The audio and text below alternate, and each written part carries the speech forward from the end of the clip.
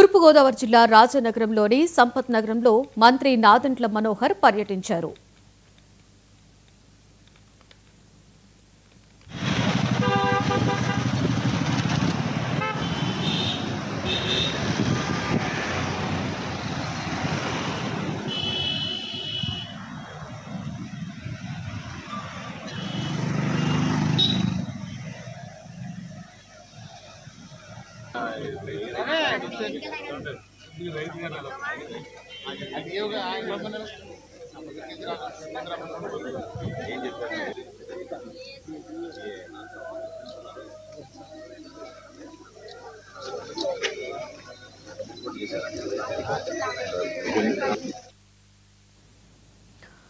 తూర్పు గోదావరి జిల్లా రాజనగరంలోని సంపత్ నగరంలో మంత్రి నాదెండ్ల మనోహర్ పర్యటించారు. ఎమ్మెల్యే బలరామకృష్ణ, రూడా చైర్మన్ వెంకటరమణ చౌదరితో కలిసి రైతు సేవా కేంద్రాన్ని పరిశీలించారు. గతంలో ధాన్యం విక్రయించిన రైతులు సరైన సమయంలో డబ్బులు పొందలేక తీవ్ర ఇబ్బందులు పడ్డారని గుర్తు చేశారు.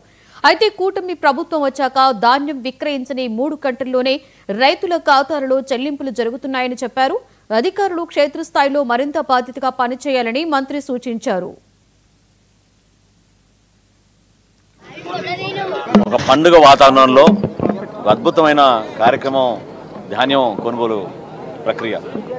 వాస్తవంగా ఈ జిల్లాలో ఎంతోమంది ఆదర్శవంతమైన రైతులు, స్థానికంగా ఉన్న ప్రజాప్రతినిధులు, అధికార యంత్రాంగం ఒక పెద్ద మనసుతోటి ఈ కార్యక్రమం విజయవంతంగా ప్రజల్లోకి తీసుకెళ్లాలని, సంక్రాంతి పండుగ ముందుగానే వచ్చేటట్టు మేమందరం కూడా మా కూటమి ప్రభుత్వంలో కష్టపడి పనిచేస్తున్నాం. ముఖ్యమంత్రి గారి సూచనలతోటి రాష్ట్ర వ్యాప్తంగా మొదటి అంశం పేమెంట్లు ఎట్టి పరిస్థితుల్లో కూడా 24 గంటల లోపే రైతుల ఖాతాలో జమ చేయమని ఆయన చెప్పడం జరిగింది. దానికి అనుగుణంగా 4-5 గంటల్లోనే రైతుల ఖాతాలో జమ చేస్తున్నాం.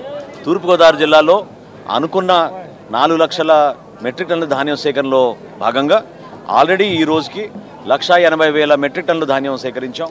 89,000 మంది రైతులు ఈ ప్రక్రియలో పాల్గొన్నారు.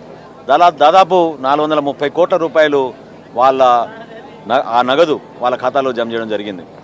గోను సంచుల విషయంలో కానివ్వండి, ట్రాన్స్పోర్ట్ విషయంలో కానివ్వండి, లేదా రైతుకి ఎక్కడ కూడా తేమ శాతం విషయంలో అనుమానాలు రాకూడదనే ఉద్దేశంతో కొత్త యంత్రాలు వాడడమే కాకుండా సాంకేతిక పరిజ్ఞానంతో ప్రతి ఒక్కరిని కూడా మేము మా రైతు సహాయ కేంద్రంలో ఉన్న సిబ్బందిని ట్రైన్ చేసి గత 3 నెలల నుంచి ఈ కార్యక్రమాన్ని ప్రజల్లోకి తీసుకొచ్చాం.